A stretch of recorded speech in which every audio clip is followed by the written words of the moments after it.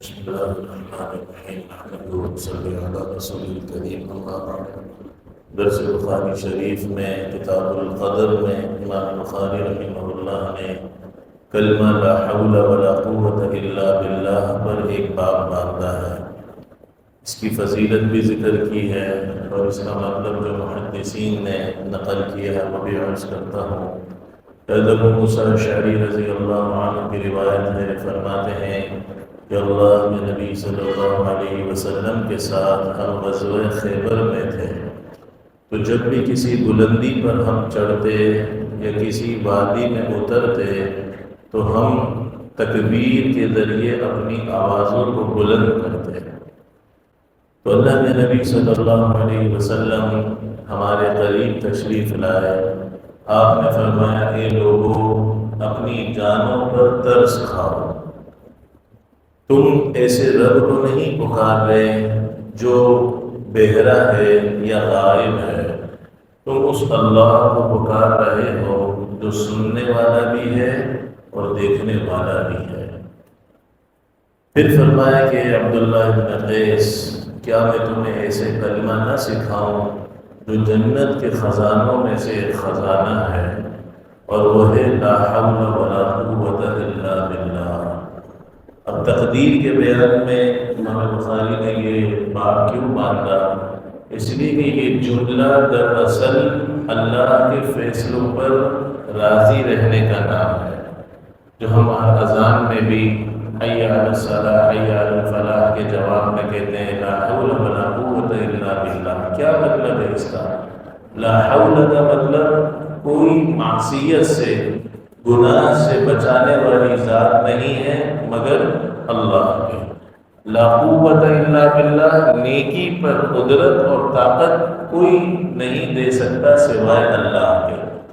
علامہ نووی رحمہ اللہ نے اس جملے کی تشریح میں لکھا ہے کہ یہ جملہ دراصل انسان اللہ کے سامنے بے بسی کا اظہار کر رہا ہے کہ اللہ خیر وجود میں آ رہی ہے، ہماری کوئی طاقت نہیں، گناہ سے ہم بچ رہے ہیں، ہمارے پاس کوئی راستہ نہیں سوائے تیرے. تو یہ ایسا جملہ ہے کہ جنت کے خزانوں میں سے خزانہ ہے. کیا مطلب اس کا جنت کے خزانوں میں سے ہونے کا؟ اس پر ایسا اجر ملتا ہے جو انسان کے لیے جنت میں ذخیرہ بن جاتا ہے. اور ایک اور حدیث میں اللہ کے نبی صلی اللہ علیہ وسلم نے فرمایا، جو لا حول ولا قوت الا باللہ کی کثرت کرے گا، اللہ اسے 99 بیماریوں سے نجات نصیب فرمائیں گے، جس میں ادنا بیماری غم اور فکر ہے. آج جو ہماری سب سے بڑی بیماری ہے غم اور فکریں، یہ اللہ کے نبی صلی اللہ علیہ وسلم فرما رہے ہیں یہ ادنا بیماری. تو بڑی بیماریاں کتنی ہوں گی، اور کثرت جو ہے وہ 70 سے لے کر 100 تک آتا ہے عربی میں.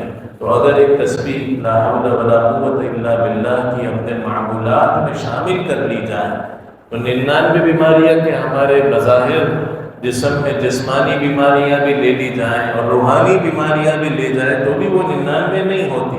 اور سب سے بڑے جو ہمارے غموم اور فکر ہے، تو اس کیفیت کے ساتھ اذان کے جواب میں بھی معنی کے دھیان کے ساتھ ہم پڑھیں کہ لا حول ولا قوت الا باللہ، کہ اللہ ہم تو کچھ بھی نہیں، نیکی بھی آپ کی توفیق سے، گناہ سے بچنا بھی آپ ہی کے فضل سے.